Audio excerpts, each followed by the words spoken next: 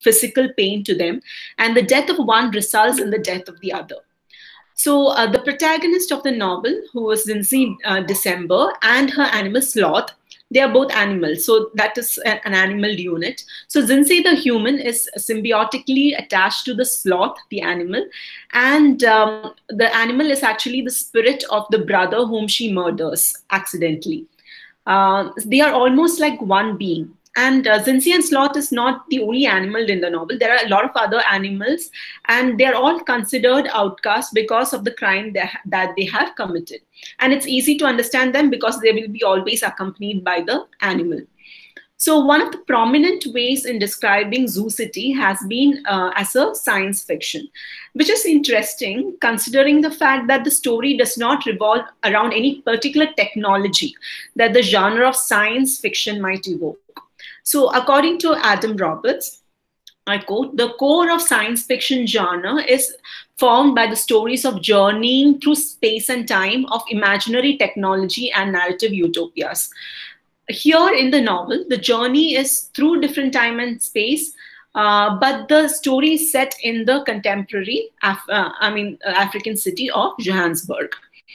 This is possible through the introduction of the animal in the story, who journeys across the city and presents Johannesburg through the eyes of the animal. The animal brings in the paradigm shift, and the ghostly is the technology here. This kind of appropriation of traditional belief into African literature is not new.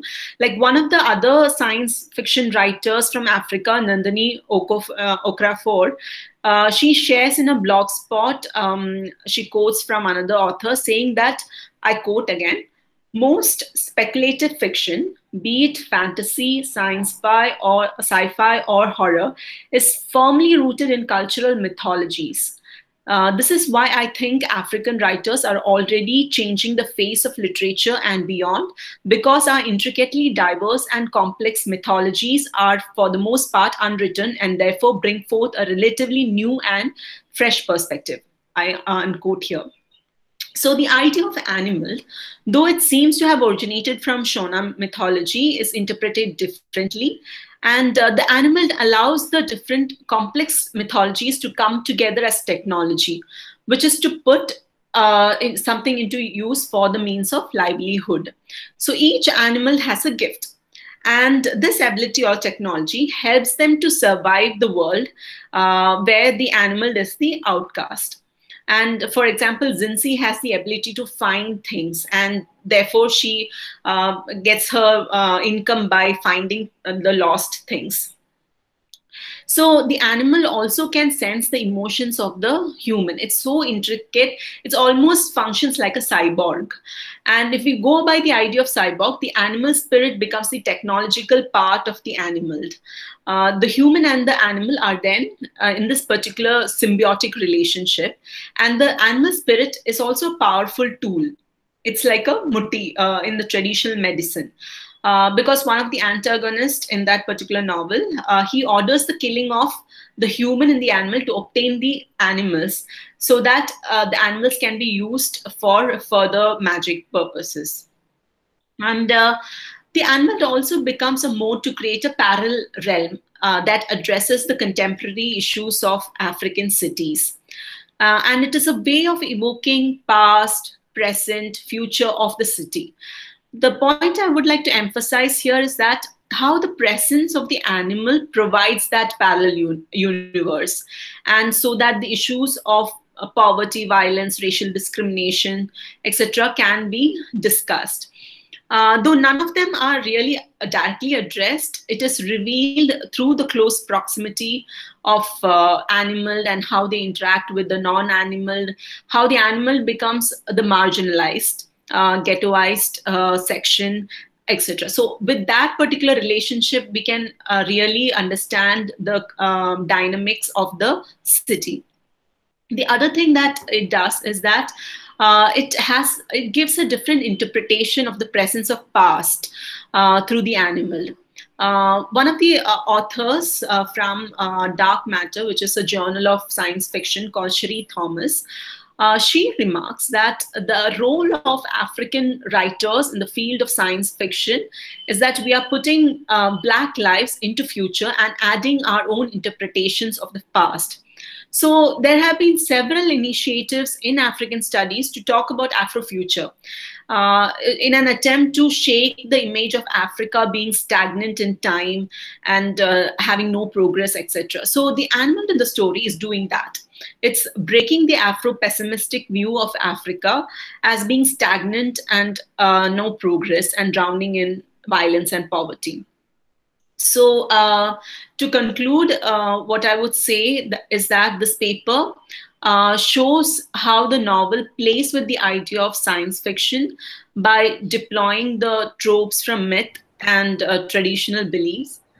What it does in turn is allow a re examination of the life in African cities in its contemporary condition.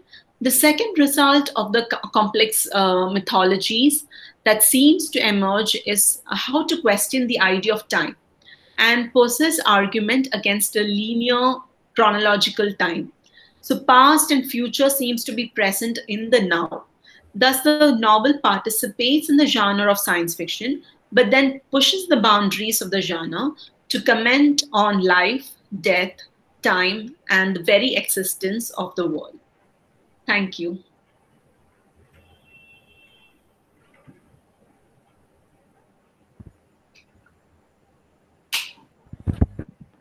Thank you so much, ma'am, for your presentation. And I'm sorry for the technical glitch that happened just now for that. So we have our next speaker. And do anybody have any question for ma'am? Before you invite the next speaker, you see the floor should be open for some questions. If any one of you, it was a nice paper actually. The novel seems to be very interesting. How different genres are being, incorporated into one novel, as well as I found it very much political as well.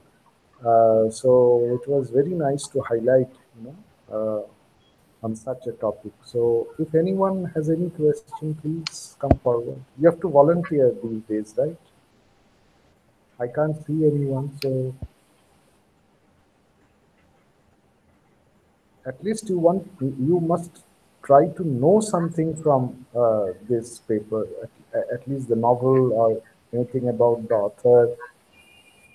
These occasions are, unique to broaden our horizon, mental horizon.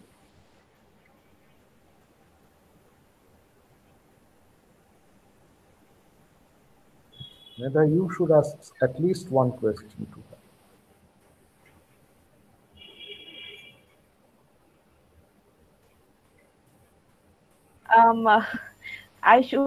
I would have loved to, sir, but I couldn't hear half of ma'am's presentation. The problem there was with my mic. So I was not able to hear anything. I can see Obhik, I can see Chandan, Chandramodi. So what about you all? I can take it later also in Okay. So that means you'll have to be here. Otherwise, Yeah. you can sign up. Okay. Then, do you have anyone as the next speaker, or someone should volunteer? No, sir. We have. I have the list, sir. Because the first three speaker were is not here. No, yes. The second, Yeah. the first speaker, First three are the first three speakers are not here, sir, according to the list. So we have our fourth speaker, Chandan Kumar De, independent researcher, alumni of the Department of English, Rishi Bankim Chandra College. His topic is Invasion of Africa Through Ages, a critical investigation. Am I audible, sir? Yes, but not visible. Good afternoon, everyone. But you should. I want to thank. Sorry, sir. You are not visible. Make yourself visible. Yes. I'd like to thank Shubhabrata sir and Shubhendu sir for this kindness to give us a special or excellent webinar. Now, I wish to like I used to like to present my paper, which is titled "An Invasion of Africa Throughout the Ages: A Critical Investigation." Sir, can I off the camera? Switch off the camera. Hello. Okay, if you want to speak out, you can. I would like to present a historical timeline of the invasion of Africa throughout the ages. At first, we find that around 2000 BCE, Greek and Phoenician invaded Africa in order to make their footprint visible, and in some sense, we can say that for exploitation of the African people. And then we have another invader of Africa in the form of Egyptians around 5770 to 526 BCE. They also make a footprint in the African culture and the food habit or something else, something more. And another important invasion of Africa is Islamic invasion, which happened in the 7th century CE. That we find the impact of Islamic invasion nowadays. Now I would like to move the second portion, the Western invasion of Africa. It is an interesting part that most of the Western people, Western countries, people are still in countries like England, Portugal, Spain, Italy, and France. They made a radical change in African culture, preaching the religion. They come up with the religion in around the 18th century. In another note, we can find a previous invasion in William Shakespeare Tempest in the form of Caliban and Othello in the form of Othello. Now they changed the clothing of the African people as well as the food habit. Now I should move to the next part. The invasion reflected in the literature, basically. The impact of literature in Africa is very much visible throughout the ages. Joseph Conrad published his Heart of Darkness in 1902. Here we find a vivid racial element in the Africa. They wanted to change the status quo of African people to make their different types of profit, such as religious, um, political, economic, and as well as cultural invaders. In that novel, the protagonist, Mr. Kerr, saying horror, horror. In the sense, they try to put a sense that the African people know only horror. They can kill people mercilessly without any thinking. And Mr. Marlowe also presents the same thing.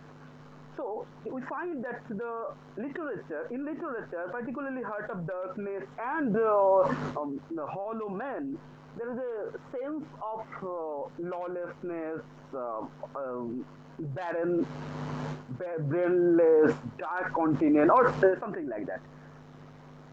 We also find the same things in Chinua Achebe's Things Fall Apart, where Okonoko's son Ikumofina is converted and intrigued to convert in Christianity. And after the Igbo society broken up into segments, now the impact of invasion on African people. There is a strong sense of racism that we find even today. The cultural impact. They try to put the English culture, clothing, the different types of they've tried to corner or inhumaniate the African people as saying as you were the animal remainings or savagery clothing or something like that. Now we can move to the another impact that happened in the economic and political matter. They invade into the political life of the African, and then they exploit and get benefit from their get benefited in economic reasons, economic benefit. The understanding of invention throughout the. Now, I should like to uh, present the next thing, the next slide, that understanding the invention of um, Africans in the second half of the 20th century. Then we have some eminent writer, philosophical writer, and non-fiction by Edward Said, Orientalism and Cultural and Imperialism. In that, in this book, he wanted to say that the people, Westerners, try to put a picture in our not only African but also the Asian society that we are better than you. You should accept us as superior. And in that sense, they change the total things, the ideological change that we find in that we understand by reading Louis Althusser's ideology and ideological state apparatus. Now, if we go through the books of archaeology of knowledge by French philosopher and historian Michel Foucault, in his archaeology of knowledge, we can find or relate the things that Westerners try to change the total knowledge system or education system of Africa, in which they wanted to put themselves as superior to the world and exploit the Africans by every means.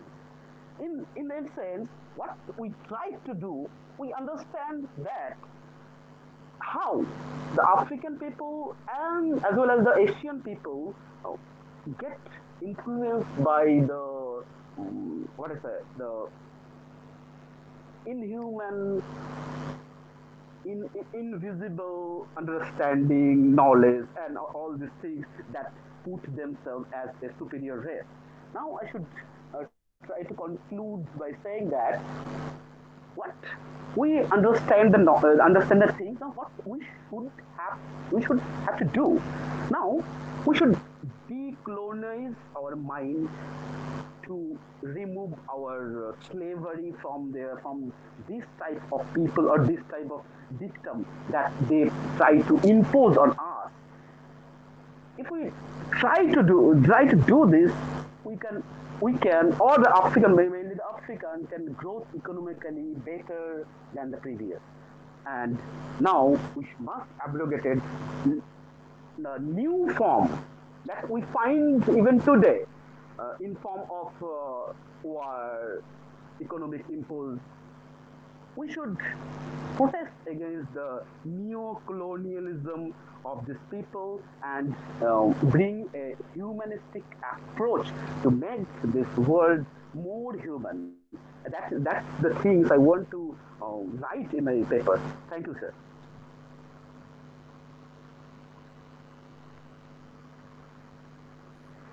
Okay, fine. Any questions? That was a sweeping overview. I think there is a problem with the sound as well, Nida. Yes, sir. There is a network problem in my areas. No, I can also hear myself. Chandana, can you please mute your mic? Sir, now I think there is no problem. Okay, so if anybody wants to ask any question.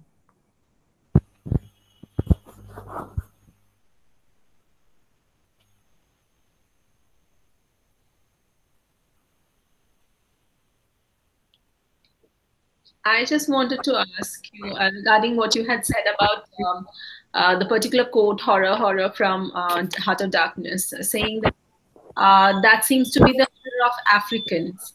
But do you think that Conrad would, or for that, would actually talk about the African horror or his own personal horror? I mean, there is this always this issue about Conrad not actually being, though he tries, seems to be sympathetic. He's not really being sympathetic to the African situation.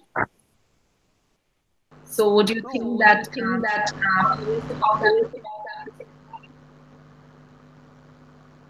Ma'am, I couldn't hear you clearly. Hello? Hello? Hello? Yeah, I can hear you. I could not hear you the last one. What you were asking me. Yeah, I was trying to see whether the particular horror really matters to the African experience. Like you said, it's the horror would be about the horror of the people in Africa, right? So I would want a little clarification from you whether that would be the author or the particular character saying, would it be about the African experience or about his own experience? Because Conrad has been accused of not actually being very sympathetic about African experience as such. Actually, I don't think Conrad was particularly sympathetic towards the African because how they put this character in the midst of Congo River and they get killed. They should understand the things. Then they should contract or communicate with the African to get the better out of it. I think the writer deliberately put the words in the mouth of the Mr. Kurtz.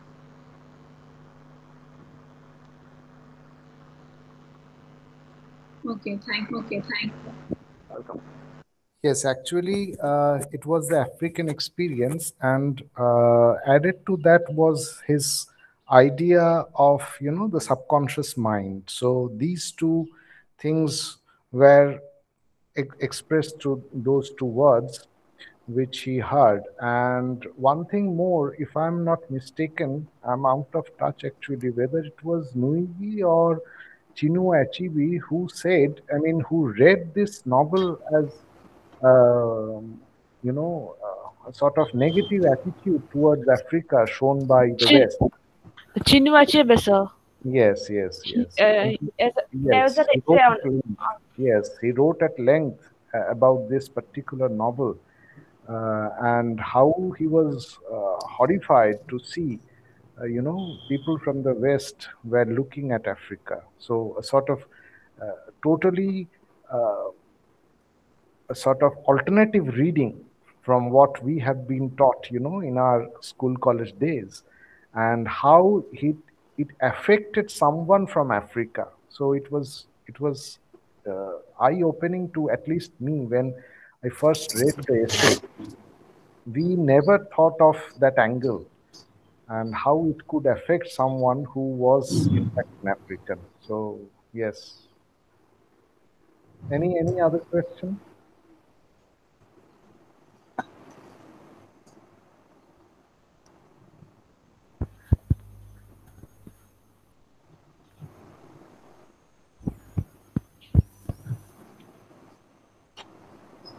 Okay, then should we move on to our next speaker? Okay, sir. Then we have Chandramouli Chakraborty as our next speaker. She is student, Masters in English, 4th semester, Rishi Bankim Chandra College. Her title of the paper is Racial Picturization of the Natives in Joseph Conrad's Heart of Darkness. Chandramouli. Good afternoon, everyone. Am I audible and visible? Hello? Yes, you are both audible and visible. Okay, so good afternoon, everyone. Good afternoon, Professor Shubhendra Sharkar and everyone present here. Today, I am here to present my paper on African natives being colonized and exploited and The title of my paper is Special Picturization of the African Natives, which I shall bring out in reference to Joseph Conrad's Heart of Darkness. To begin with, I would like to give an introduction about the African literature, which has dated back to hieroglyphics era. Hieroglyphics is basically something which is a picturization, a pictorial presentation of the literature form. So African literature is that genre of literature which deals with the studies of the condition of the African people, their ways of living, their livelihood, their everyday struggle to live in their own native land. I have given the title of my paper as like the natives suffering because it is actually the natives who suffered. I have taken the novel Heart of Darkness, which is written by Joseph Conrad. It has been written in the published simultaneously in the years 1899. And Joseph Conrad was a Polish English novelist who has written this novella. He has dealt with many themes, but the most theme which caught my eye is the racism theme. So, to begin with the introduction of the novel, it is about the protagonist Marlowe, and he shares his experience regarding Africa and whatever he faces there. The novel basically treats and terms the African natives as nothing. They end up to nothingness. Racism is something which is brought out. Why do I say that? Because at every part of the novel, if we see through it very clearly, we can see that the people are continuously told that they don't have sounds, they move. They are moving in a chain, tied with iron chains. They don't have sound. Only sounds which come are grunts, those horrifying grunts. As my former presenter, Chandan De, has already mentioned that horror, and horror, which I would also like to mention, but from a different perspective. That is, for me, horror is not only picturizing Africa as the condition of being in a horrified state, but rather it is something which the protagonist itself, Marlowe, felt by seeing the condition of Africa. For him, it was a completely different world, a completely different picture which he has seen, because it is very clearly and profoundly mentioned in many of the critical reviews and books which has been written after the publishing of Heart of Darkness, where it is mentioned that Africa is primitive, has nothing in it. Africa is only about black skin with people who are subjected to negritude and who do not really actually have words to, in fact, communicate with their masters. Okay, so in this reference, I would also mention the term colonization, as racism is a very integral part of colonization. So colonization basically is something when the people, like especially the Englishmen, came and exploited, not only exploited, discovered the dark continent and then gradually exploited it, settled there and used the people of those places as their slaves, leading to slave trade. The people here were taken to various countries like Europe, where they were treated as mere slaves, not given the respect they deserved. And here, where colonization paves way for racism, it is not only the Western world. I think it is the mind of every people present who can think and say, like, it is always that Africa has been presented as a country which has nothing positive in it. Negative vibes are always all around. But I would say the picturization of Africa as negative world is something very vague. So coming back to my point on racism, if we go through the novel, we see the people are treated as mere dogs. Somewhere they are made to work on tracks, cleaning it, and also clearing the explosives. Lying under the hot sun, waiting for death. That was not Africa. It was something what the Western world made them. So I would continue my approach by saying that Africa was a nation of 54, it was a continent of 54 nations. And though everyone has different and diverse cultures and many more, one thing which was common in every of them, where they were all subjected to racist ideas of the colonizers. Okay, so now after that, I would refer to some of the writings which flourished during the mid of the 20th centuries. The Being Kindness of Enemies, then Things Fall Apart, some prominent writers, Chinua Achebe, then Tahar Ben Jelloun. This is some of the writers who have eminently written for African literature. To here also we can speak about some colonized effect, like after some studying, I have noticed that many African writers have also faced censorship, scrutinizations. Maybe they were writing for Africa or maybe something like that. Then I would now take the initiative to mention how African literature was affected by the impact of colonization. Because colonization, I could rightly claim that it has been a stepping stone for the African writers and alike literary workers to create a literature of their own. They were insisted in creating the literature because they always wanted to remove the tagline, the dark continent, Africa, the dark continent.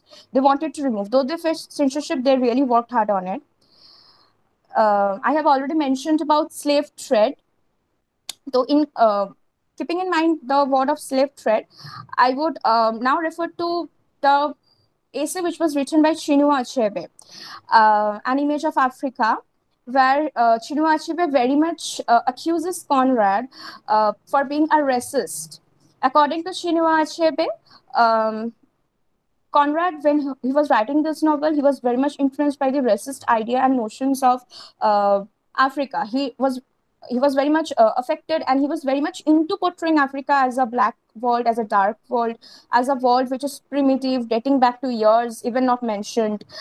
So according to Achebe, Conrad portrayed the continent merely which was limited to Congo. It is something which is not going beyond it. And but Achebe also speaks that Africa is much more. Africa, if we see in today's timing, is much more. Now, referring to the back timing, we also can say that the novella portrays the image of Africa as the other world, though, but Africa has many more to it. It has got some trade developments. It has got some many more to see. Chinua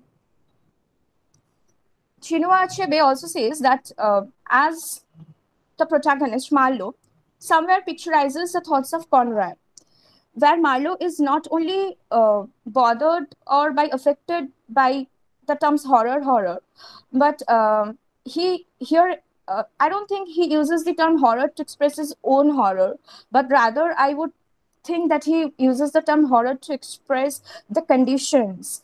He makes the reader, makes the viewer of the text know that Africa is nothing but horror. Africa is nothing but horror. Yeah, that's it. So now I would conclude. Obviously, I would conclude by saying that racism was an integral part of Conrad's novel. Conrad himself was something who was like aligned to some of the Western walls. So he loved practicing colonization on his novel itself. And though it is the paving stones, I agree, but he could have written the novel much more. He could have written the novel from various points of view, not only colonization or racism, which he just built it up. So I would like to conclude by mentioning some of the lines which is written by Achebe on Conrad. Conrad did not originate the image of Africa, which we find in his book.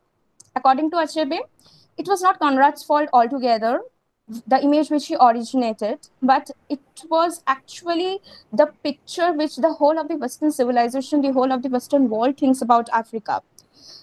The evil of imperial exploitation. And as I have very surely heard from some of my profound professors mentioning that it is not any fault of the Western people thinking Africa to be bad. Rather, it is, I think, some of the Africans who think themselves to be bad. It's just because maybe it has been imposed. So Achebe speaks the same, that it is not a fault of Conrad itself as a whole, because it has been already imposed in his mind, not only him, the whole of Western civilization, that Africa is something which is evil. It has been exploited. It has the right to be exploited. All the Western world has the right to exploit it. It has, maybe for the darker skin tone they prevail, not taking into consideration the geographical reasons, but a supremacy which rings among all the Western people. So Conrad did not see into the picture that humanity too exists, and those needs attention, they seek attention, they need representation, but was merely confined to mention Africa as a racist corner, mentioning that racism and exploitation sharpened its iron tone. Thank you.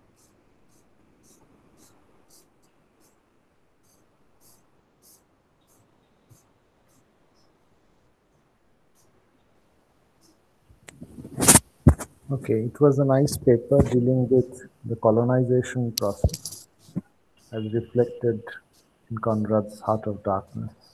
And she mentioned the essay that we were all talking about. So any question from anyone?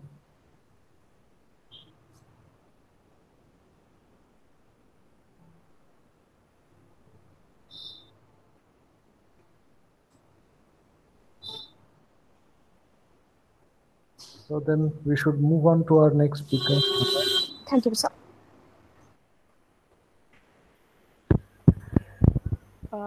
Okay, sir. According to the list, the 6th, 7th, and 8th speaker, they are not present here. So we move on to our 9th speaker, Dr. Ruchi Tomar, ex-lecturer and Navayug Degree College, academician and researcher. The title of her paper is Unmasking the Tactical Gambit of Language in Ngugi Wa Thiong's Decolonizing the Mind, the Language of African Literature. Ma'am, Hello. over to you. Am I audible? Yes, ma'am, you are audible. Okay. The concept of post-colonial covers almost all the cultures affected by the colonial process of subjugation and domination. The colonized countries and their literatures like African, Australian, Bangladeshi, Canadian, Caribbean, Indian, and so on depict their narratives of suppression and identity dislocation during colonialism in post-colonial literature. Peter Brooker defined post-colonialism as, I quote here, the study of the ideological and cultural impact of Western colonialism, and in particular of its aftermath, whether as a continuing influence or in the emergence of newly articulated, independent, national, and individual identities. I unquote here. So, post-colonial literature basically focused on two ideas. First, process by which colonizing cultures distort the experiences and realities of colonized people. Second, articulation of their marginalization and claim to rejuvenate their past and erase the whole concept of eraser. Now, post-colonial studies try to relocate their own indigenous languages along with the language of the colonizer, which was one of the instruments of colonial power. During colonialism, there was a sharp divide between languages and literature.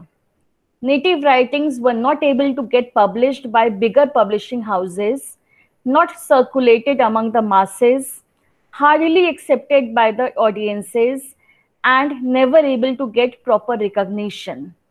This turns Ngugi wa Thiong'o to turn away from English to native language Gikuyu.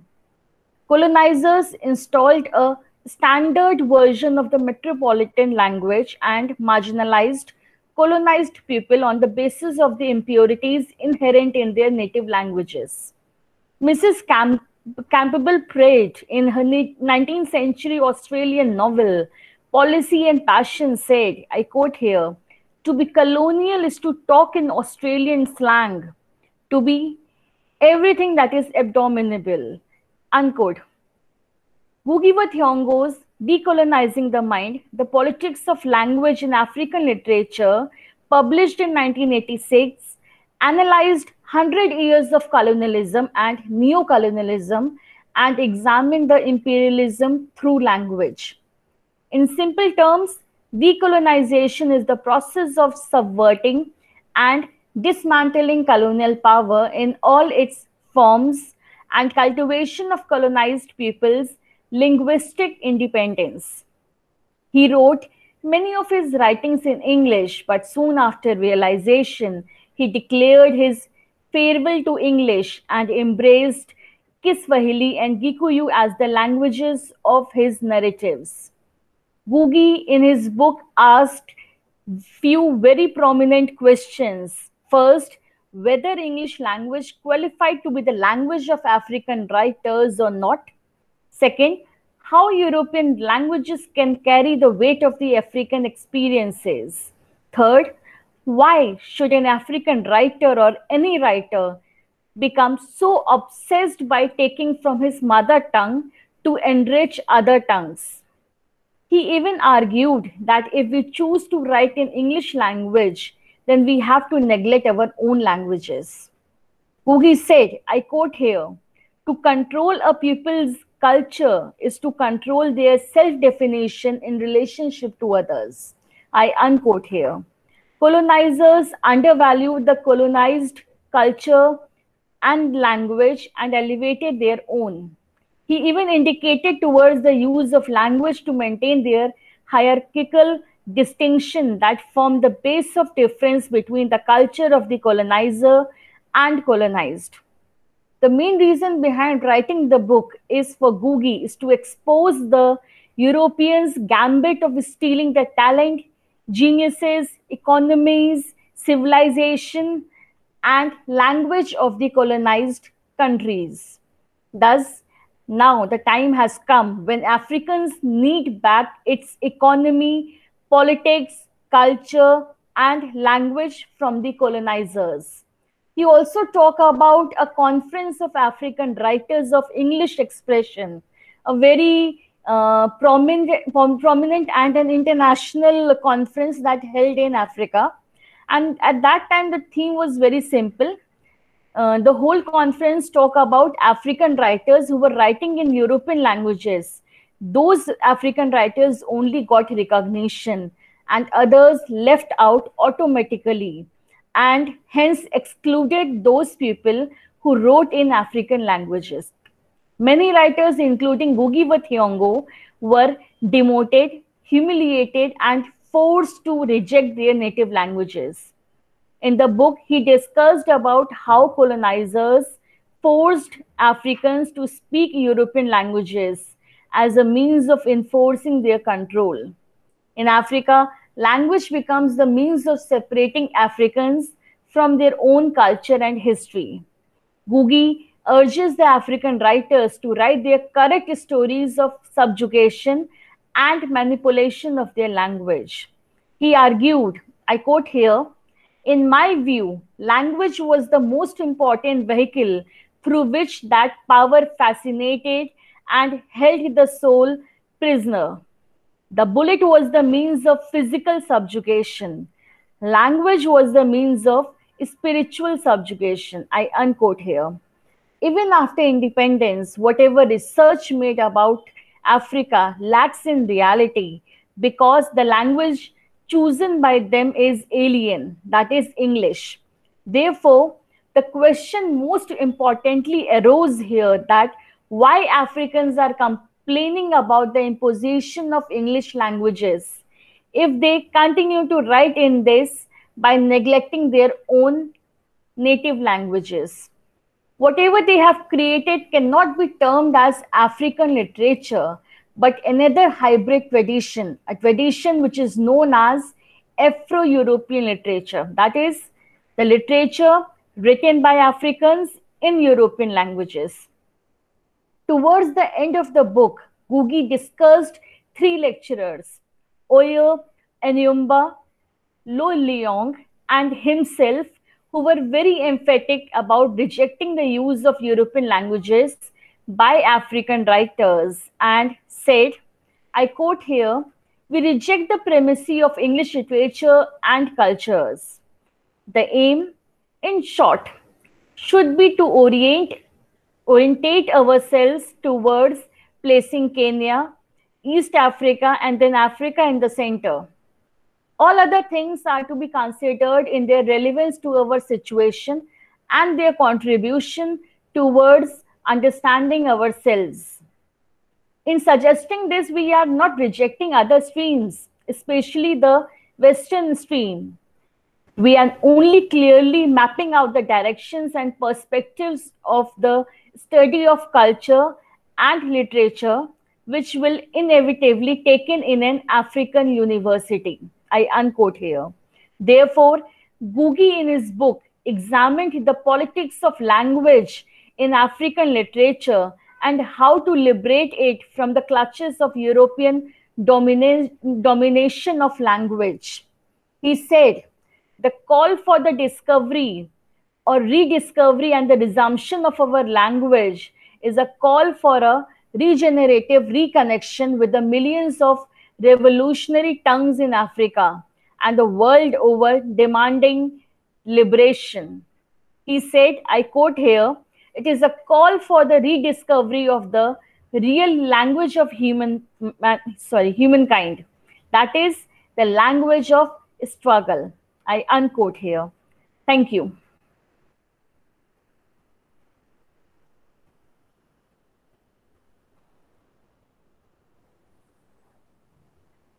Hello. Okay. Yes. Any question? Though it's a very complex kind of an issue, how to decolonize our minds and how not to use English. See, we are speaking of decolonization, and here we are all speaking in English, and English is an alien language for us. So these are very complex issues. We must also take into account these aspects. So, any question? Though I feel now English cannot be called as an alien language. We almost think in English language, I feel. See, that's what I'm trying to suggest. It's a very complex issue. So we have Indianized the English language so far now. Yes. It is not only totally the English language, but we have Indianized it. As in Africa, we have Africanized. That is all right. But see, actually, in our country, English played both a progressive and a reactionary role. So we have to take into account as well those things, these, stopping of this practice of sati and all these things happened under the alien rule. So we must think dialectically, not in a straight-jacketed manner, you see, that everything Western is bad and everything Eastern is good. So I personally feel that way. So anyway, anyone can have his or her opinion. Any question for the speaker?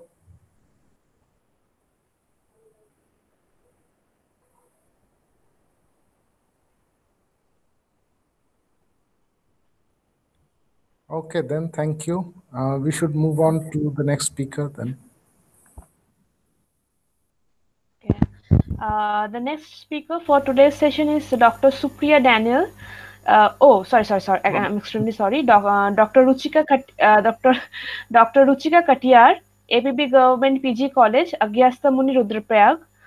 The title of her paper is Representation of Racial Discrimination and Violence in Black Boy by Richard Wright. Hello. Good evening to you, sir, and everybody.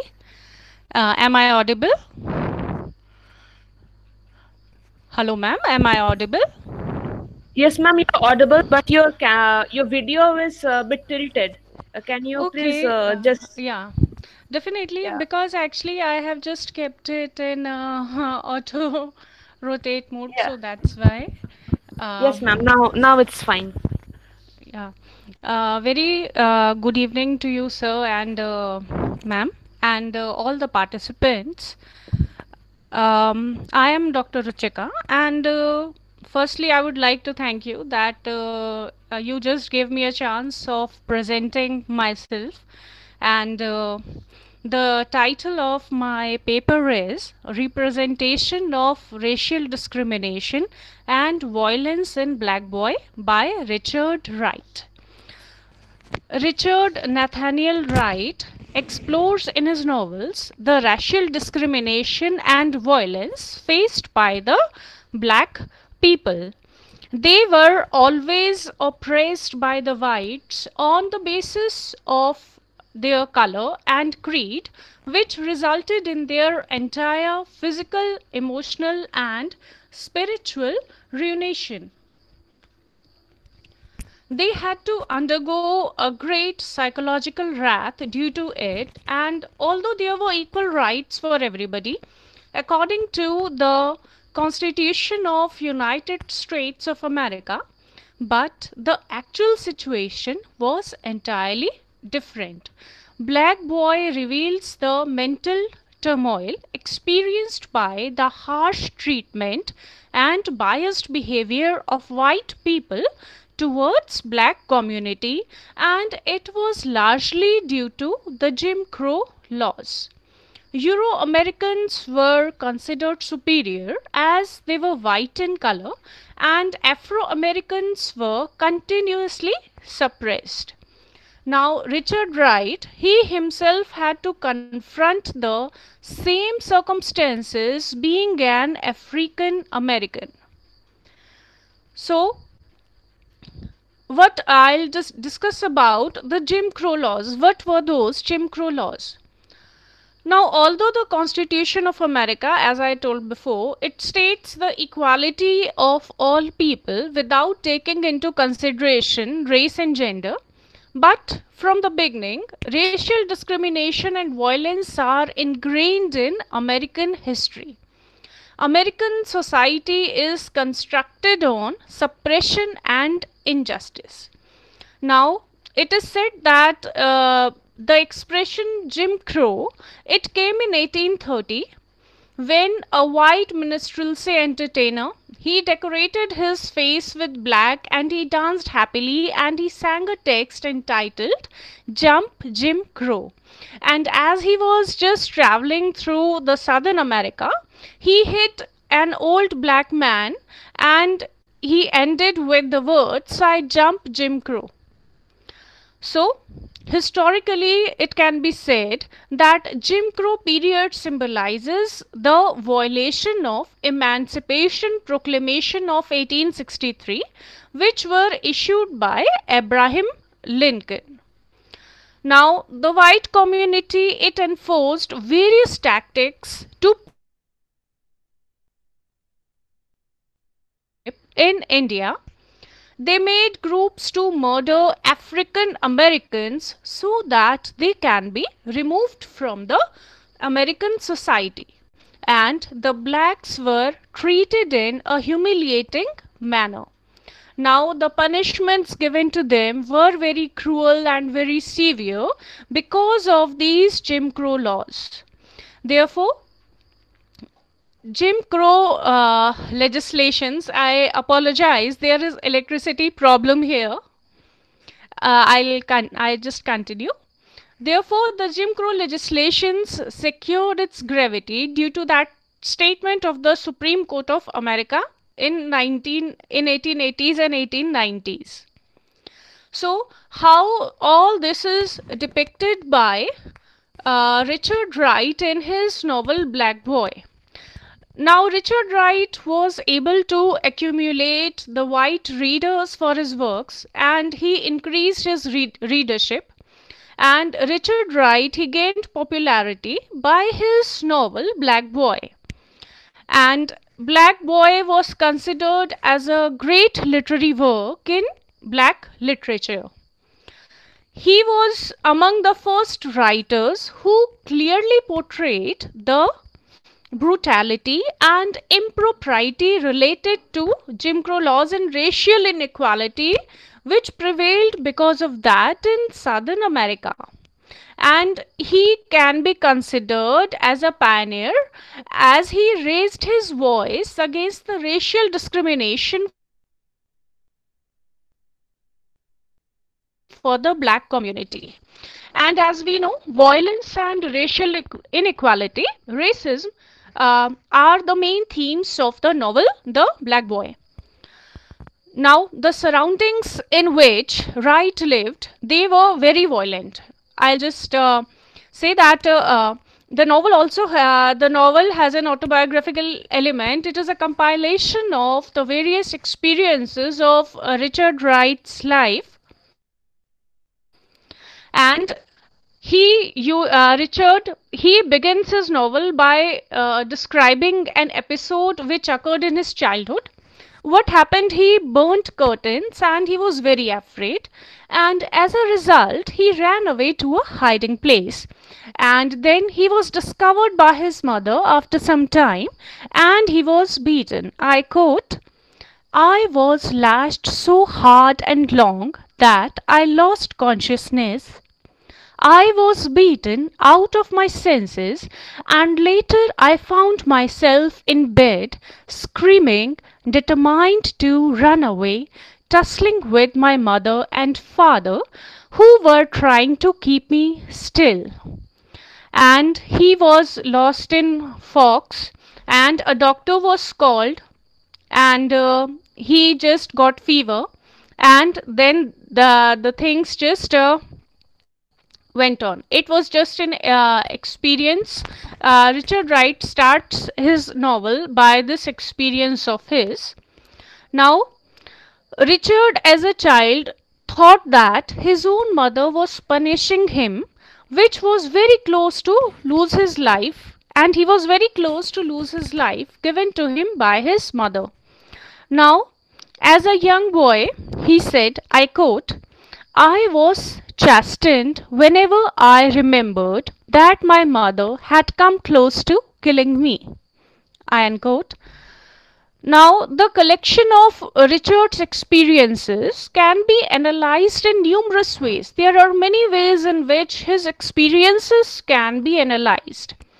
The manner in which the writer is describing the river Mississippi, it reveals his great imagination, and it presents his senses of real living, and as well as he is surfing on the bed of dreams. Richard describes the scenery and all the feelings that captured him. Now, one instance I'll just give. When he saw horses galloping on the slopes of mountain, the colorful vegetables on the sides of the road, the elation he felt when he ran in the green meadows and feeling the dew on his skin, the amazement when he watched a tiny ant carrying something much bigger than its size and moving on its path, or the feeling of derision whenever he tortured a crawfish which found its way in a tin can. Now he is also recalling the colors emanating from the clouds from an unseen sun. Now, as a boy, Richard witnessed some people having light tone of skin. He just observed while the other people, they were having a dark tone of skin, and it is entirely biological, and it is according to the conditions of the environment. But the racism and racial inequality are the consequences of a society in which there is social and political inequality. The writer honestly describes racial discrimination in America, as he was himself a victim of the same. He faced the negative oppressive atmosphere, and he succeeded in getting over it. The novel Black Boy proves his strength as a writer and as a social critic. The novel compiles, as I just said previously, it compiles his experiences that he gathered as a child and as an adult, being an African American, which simultaneously portrays the oppression and distress confronted by the black community. So, the novel reveals the problems of surviving as an Afro-American man in the South. So, this was my many thanks to you that you just gave me a chance to speak. Thank you. Hello, is anybody there? Yes, ma'am. Thank you so much for your presentation. Thank you. Okay. Any questions, anybody?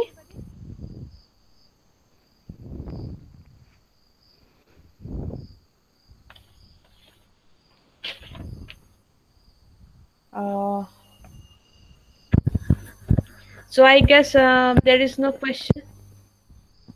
So should we move on to next? Yes, if there is no question, we can indeed move on. Okay, so okay, thank you, ma'am. Thank you very much for your presentation. Thanks a lot.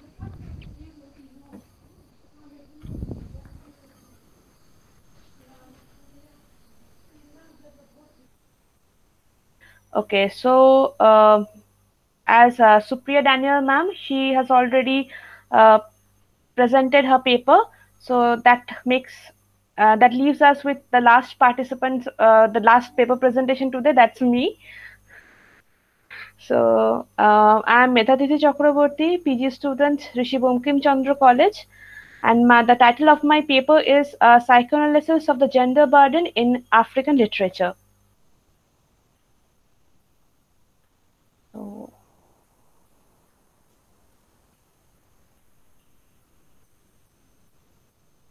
okay.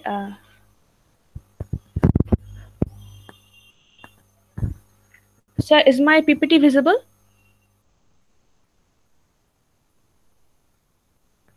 Yes. Hello? Yes, yes. Yeah. Yes, carry on. Thank you. Then the title of my paper is Psychoanalysis of the Gender Burden in African Literature. So before going in detail, I would like to give an overview of the theorists whose works I have used in the paper. Sigmund Freud, born Sigismund Shlomo Freud, he was an Austrian neurologist and founder of psychoanalysis, a clinical method for treating psychopathology through dialogue between patient and a psychoanalyst. Next, I have Jack Lacan, and he was also a psychoanalyst. And for the first time, he divided the psychoanalytic study into three phases. Lacan considered the human psyche to be framed within the three orders of the imaginary, the symbolic, and the real, together forming the RSI. Next, I have Simone de Beauvoir. Simone Lucie Ernestine Marie Bertrand Beauvoir was a French writer, intellectual, existentialist philosopher, political activist, feminist, and social theorist. Though she did not consider herself a philosopher, she had a significant influence on both feminist existentialism and feminist theory. Julia Kristeva is a Bulgarian French philosopher, literary critic, semiotician, psychoanalyst, feminist, and most recently novelist. Her sizable body of work includes books and essays which address intertextuality and semiotic and abjection in the fields of linguistic, literary theory and criticism, psychoanalysis, biography and autobiography, political and cultural analysis, art and art history. She is prominent structuralist and post-structuralist. So my paper tries to examine and psychologically analyze whether African literature is burdened with gender issue or whether it portrays the true picture of the African society. Judith Butler in Gender Trouble has remarked that the term women denote a common identity. This means that the term is used to designate or represent persons with a common social and cultural experience. Therefore, there is a general unifying conception of the term women, socially and culturally across historical contexts. Women are bonded by a common unique experience that defines their identity as subjects. Butler explains that gender can denote a unity of experience, of sex, and desire. Identity, according to Butler, is an effect of discursive practices. In other words, women's identity and consciousness is the outcome of the formation of their bitter experiences in marriage. Regarding gender, Simone de Beauvoir said, "One is not born a woman, one becomes one." This view of Beauvoir proposes that gender studies, the term gender, should be used to refer to the social and cultural constructions of masculinity and femininity, and not to the state of being male and or female in its entirety. However, many other theorists differ from this view, such as psychoanalyst Lacan and feminists such as Judith Butler. Not only in African society, but in most of the cultures, a girl is trained from her birth what it is to be a woman. In all the basic text of this paper, through generations, the girls are taught the age old traditions of being a woman, being a good wife, produce children, and extend life. My basic texts are Gucci Emachetas, The Joys of Motherhood, The Bride Price, and The Second Class Citizen, Semben Osman's Got Bits of Wood, and Ifme Okeo's Behind the Clouds. The main problems of African society that are the childlessness, which is a major issue in African stories. It is shown there that the main purpose of marriage in African society is to bear children, to build a family, and to extend life. Childless marriage is a source of grievous disappointment and a major determinant of marital conflict, broken home, and incentive for adding more marriages by the aggrieved husbands. Inability to bear a child is solely a fault of the women, even without any kind of medical proofs. Women are made to believe that it is them who are to be blamed. Helen Chukwama says childlessness constitutes the worst tyranny of married women and it defies any solution till date. In marriages also, the women have an inferior status. A man can marry another woman or women if he likes, or on the basis that his other wife is infertile. Also, the rights of a woman in a husband's home depend on the number of male children she has. Sadly, this humiliation is aided by other women in the household, as seen in Joys of Motherhood by Buchi Emecheta, and all these customs are just not fictional, but can be found in most of the tribes in African continent. Though maximum of African texts speak of the oppression of women in the society, some texts like God's Bits of Wood speak of both the oppression and the emergence of women from second-class citizens to breadwinner of the families. The women in this book play a pivotal role. They move from the margin of the strike to the very center as situation demands. Forced to provide for their families, they rise to the occasion in a way that is instructive.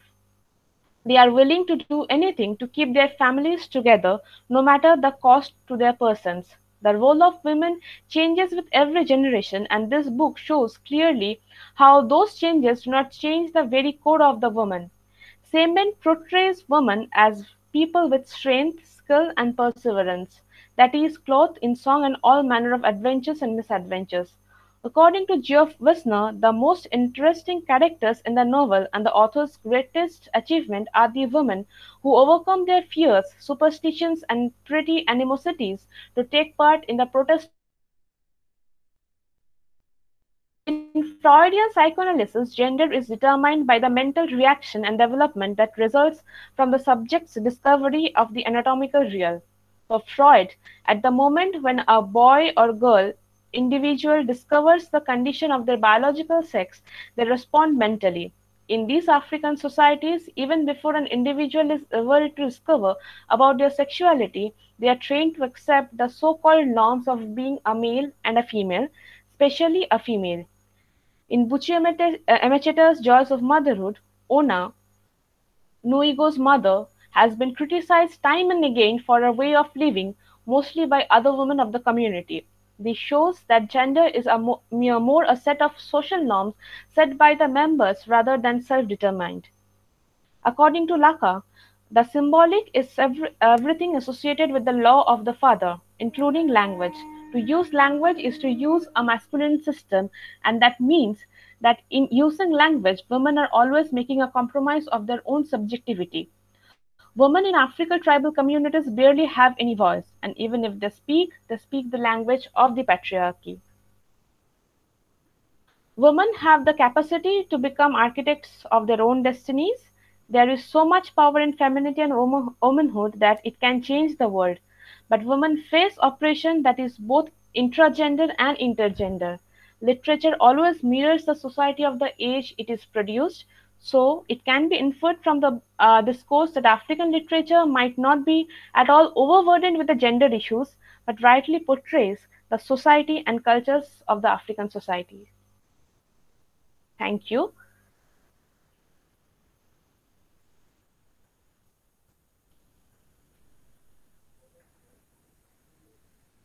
Okay, all so-called Western theorists.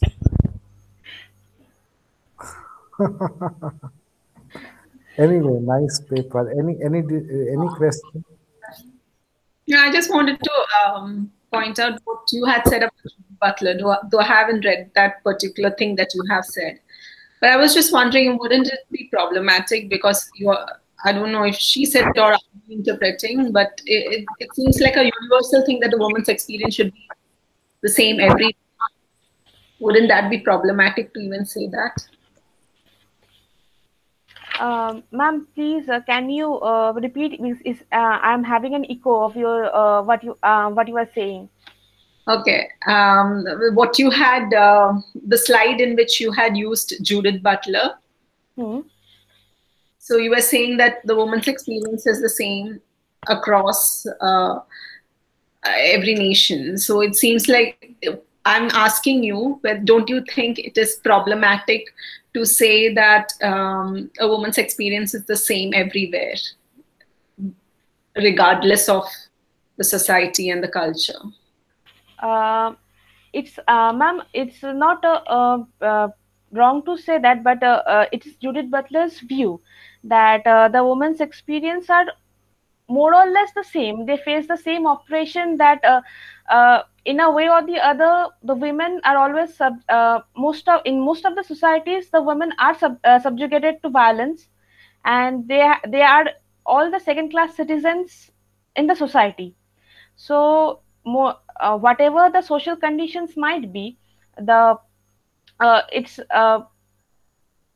it might differ from a society to a society, but as a whole, the experiences remains the same. The horrors, somewhere more, somewhere less, but the horrors are the same faced by.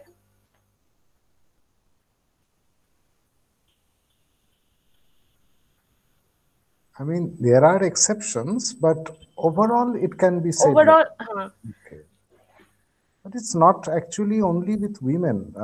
There are, yes. Yeah, that's what I was trying to say, like what you just said. No, you see, these theorists have their own access to grind. No, they will talk what suits them better.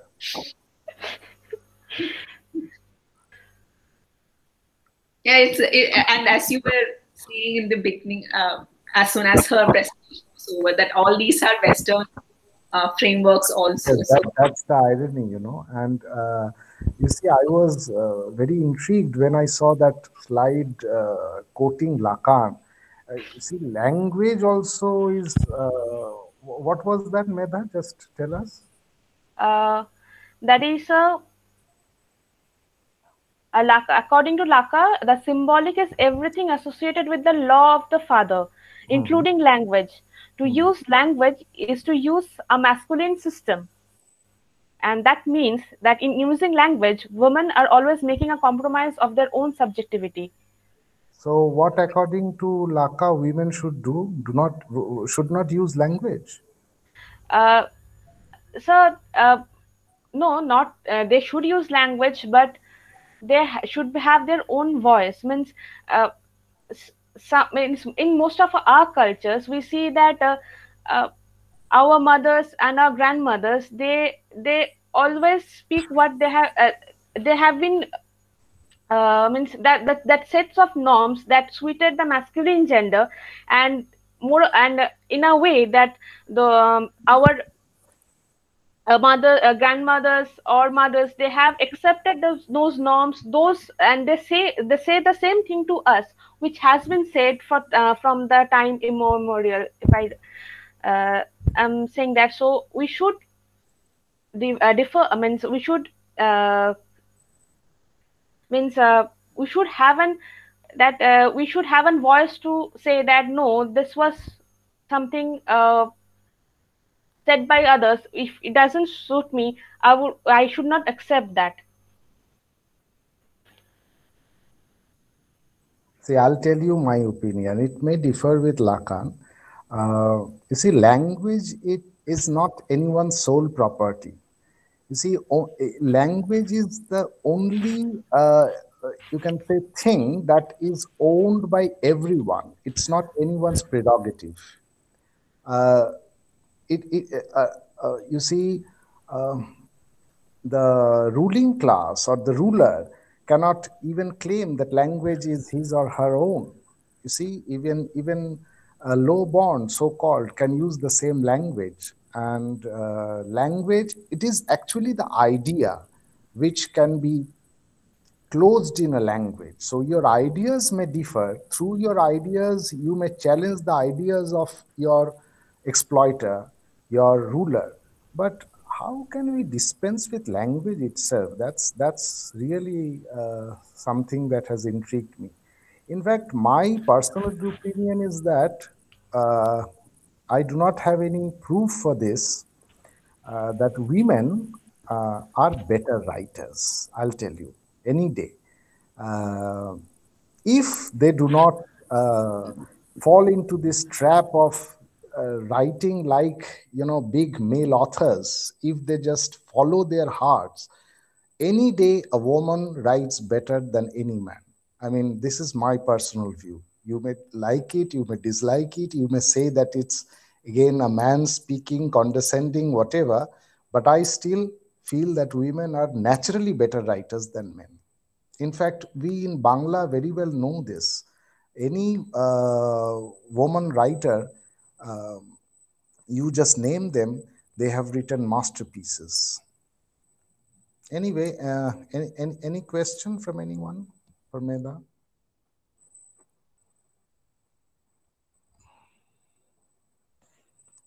And also, women are better speakers. That's also my view.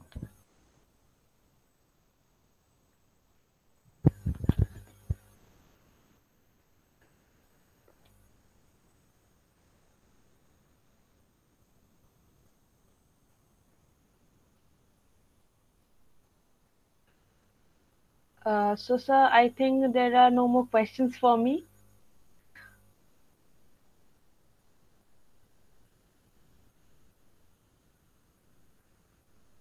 Okay, then what are we supposed to do now? Then wrap it up.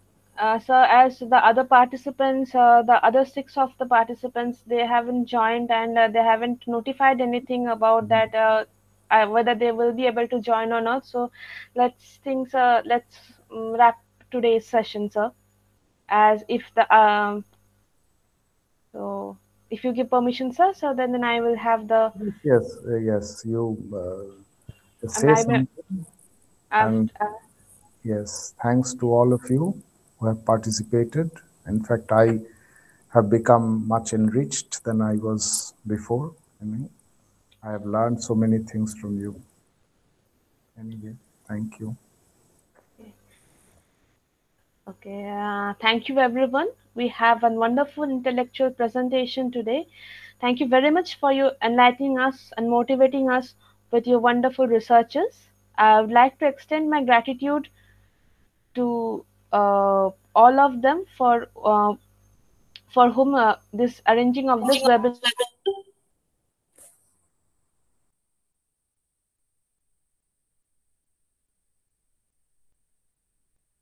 has been possible. I would like to thank the Honorable Principal of helping us to hold it. Yes. Okay. Hold this webinar. I would like to thank the chairperson of today's session. Guidance, this session would not have been this smooth. I thank all the participants for their cooperation. Without your participation, this webinar would have been meaningless. And last but not the least, I would like to thank Dr. Shubhabrot Sarkar, Associate Professor, Department of English, Rishi Bankim Chandra College, without whose inspiration, guidance, support, and belief, nothing would have been possible. I once again thank you all, and here we come to the end of this session of the and also the first day of the international webinar. I look forward to meet you on the second day of the session, and thank you. And thank you, everyone.